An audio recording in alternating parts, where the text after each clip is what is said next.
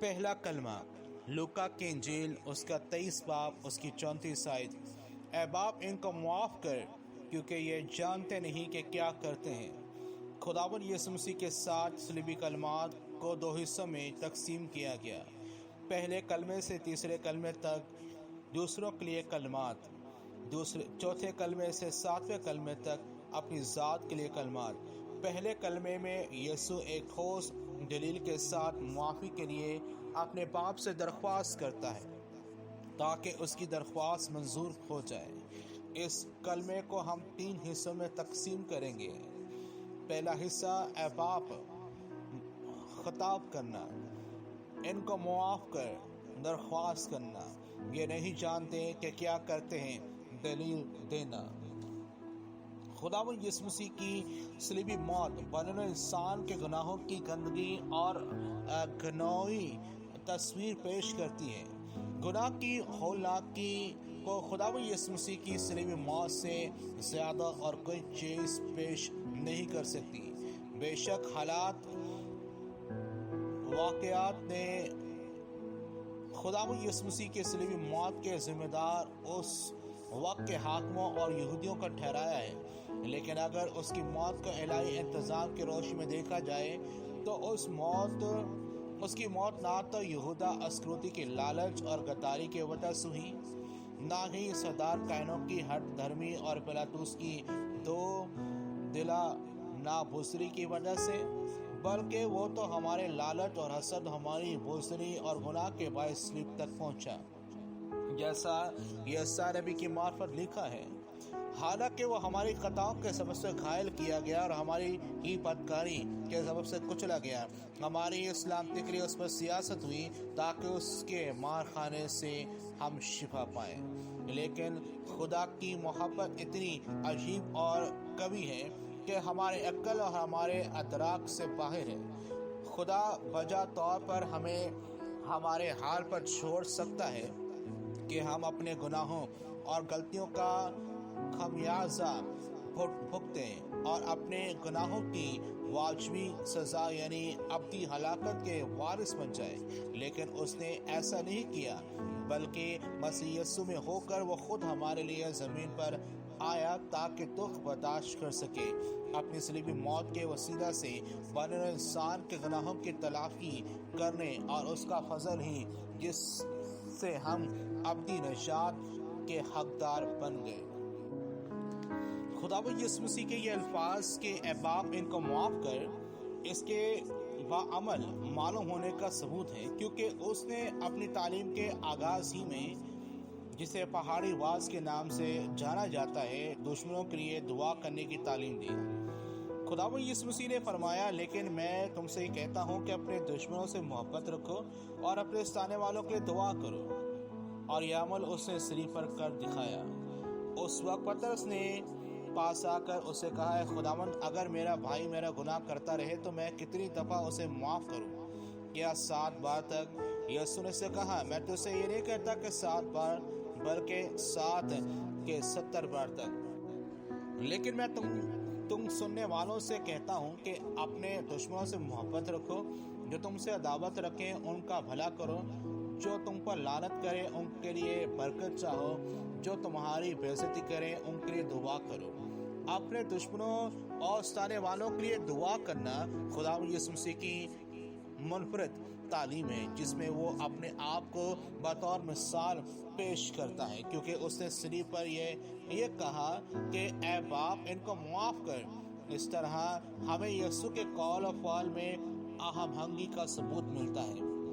خداوند یسوع مسیح کا یہ فعل ہمیں بھی اپنے دشمنوں اور ستانے والوں کے لیے دعا کرنے اور اپنے قول و فعل میں متفق رکھنے کی دعوت دیتا ہے۔ اس لیے اگر تم آدمیوں کے قصور معاف کرو گے تو تمہارا آسمانی باپ بھی تم کو معاف کرے گا۔ ہم نے دیکھا کہ ان الفاظ سے یسوع مسیح بحیثیت بیٹا باپ کے ساتھ اپنے ذاتی اور جذباتی تعلق کا اظہار کر کے ثابت کرتا ہے کہ وہی حقیقت خدا کا بیٹا ہے۔ ان کو معاف کر، اس پہ ہم نے دیکھا کہ کس طرح خداوند یسوع مسیح نے اپنے آپ کے عدل و انصاف کے تمام تقاضے پورے کیے اور اپنے ستانے والوں کے حق میں باپ سے معافی کی شفاعت کی، کیونکہ یہ جانتے نہیں۔ تیسرے اور آخری حصہ میں ہم دیکھتے ہیں کہ خداوند یسوع مسیح باپ کو لوگوں کی لا علمی کی دلیل دے کر اپنے دشمنوں کی معافی کے لیے مقدمہ کو مضبوط کرتا ہے۔ خداوند یسوع مسیح کی صلیبی موت کے اسباب میں جہاں یہودا اسکریوتی پر لالچ، سردار کاہنوں کا حسد اور پیلاطس کی بزدلی شامل ہے، وہاں ہمارے گناہوں کا بوجھ بھی اس کی موت کا بنیادی سبب ہے۔ اگر آج بھی ہم اسے دور بھاگتے ہیں تو گویا ہم خدا کے بیٹے کا انکار اور اس کی تذلیل کرتے ہیں، خدا کے بیٹے کو اپنی طرف دوبارہ مصلوب کر کے اعلانیہ ذلیل کرتے ہیں، کیونکہ خدا نے دنیا سے ایسی محبت رکھی کہ اس نے اپنا اکلوتا بیٹا بخش دیا تاکہ جو کوئی اس پر ایمان لائے ہلاک نہ ہو بلکہ ہمیشہ کی زندگی پائے۔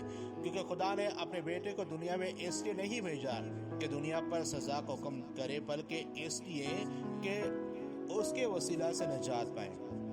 جو اس پر ایمان لاتا ہے اس پر سزا کا حکم نہیں ہوتا، جو اس پر ایمان نہیں لاتا اس پر سزا کا حکم ہو چکا، اس لیے کہ وہ خدا کے اکلوتے بیٹے کے نام پر نہیں ایمان لایا۔ مخالف مسیح وہ ہے اور بیٹے کا انکار جو باپ اور بیٹے کا انکار کرتے ہیں۔ جو کوئی بیٹے کا انکار کرتا ہے اس کے پاس باپ بھی نہیں، جو بیٹے کا اقرار کرتا ہے اس کے پاس باپ بھی ہے۔ یسوع نے اس سے کہا، توما سے کہا کہ راہ اور حق اور زندگی میں ہوں، کوئی میرے وسیلہ کے بغیر باپ کے پاس نہیں آتا۔ اے باپ ان کو معاف کر، کیونکہ یہ جانتے نہیں کہ کیا کرتے ہیں۔ آج اس بات کا قرار کر لینے کی ضرورت ہے کہ مسیح خداوند ابن خدا میرے گناہوں کے سبب سے ہی موت کے حوالے کیا گیا اور اسی کی صلیب موت کے ذمہ داروں میں بھی شامل ہو۔ لمحہ فکریہ یہ ہے کہ خداوند یسوع مسیح کا صلیب پر سے یہ اعلان کہ اے باپ ان کو معاف کر، کیونکہ یہ جانتے نہیں کہ کیا کرتے ہیں، اور لوگوں کے لیے تھا جو خدا کے الہی منصوبہ اور خداوند یسوع مسیح کے نجات بخش کام سے ناواقف تھے۔ لیکن آج کے نام نہاد مسیحی جو خداوند یسوع مسیح کو اپنا شخصی نجات دہندہ قبول کرتے، یہ جاننے کے باوجود کہ خداوند یسوع مسیح کی صلیبی موت ہی نجات کا وسیلہ ہے، اپنے گناہ آلودہ زندگی میں پڑے رہتے ہیں۔ یہودا اسکریوتی کی طرح اپنی زندگی روپے پیسے کے لالچ میں گزارتے، سردار کاہنوں کی طرح حسد بھرے رہتے، پیلاطس کی طرح خداوند یسوع مسیح کے راز باز ہونے کے اقرار میں بزدلانہ رویہ رکھتے اور یہودیوں کی طرح شور مچاتے کہ اسے صلیب دیں۔ نیز رومی سپاہیوں کی طرح اس کے منہ پر تھوکتے اور ٹھٹھوں میں اڑاتے، کیا اس کی معافی کی شفاعت سے مستفیض ہو سکتے ہیں؟ کیا آج یہ ممکن ہے کہ خداوند یسوع باپ کے حضور اب ایسے مسیحوں کے لیے جو اسے جاننے کا دعویٰ کرتے ہیں یہ شفاعتی الفاظ کہے گا کہ اے باپ ان کو معاف کر، کیونکہ جانتے نہیں کہ کیا کرتے ہیں؟ یہ حقیقت مسلمہ کے صلیبی کے فضل یعنی صلیبی معافی سے وہی شخص فیض یاب ہو سکتا ہے جو اقرار کر کے بھی خداوند یسوع مسیح کے صلیبی موت کا ذمہ دار ہو۔ یسوع مسیح کی باپ سے شفاعت بھی ایسوں ہی کے لیے ہے، کیونکہ وہ آج بھی مسلسل کہہ رہا ہے، اے باپ ان کو معاف کر، کیونکہ یہ جانتے نہیں کہ کیا کرتے ہیں۔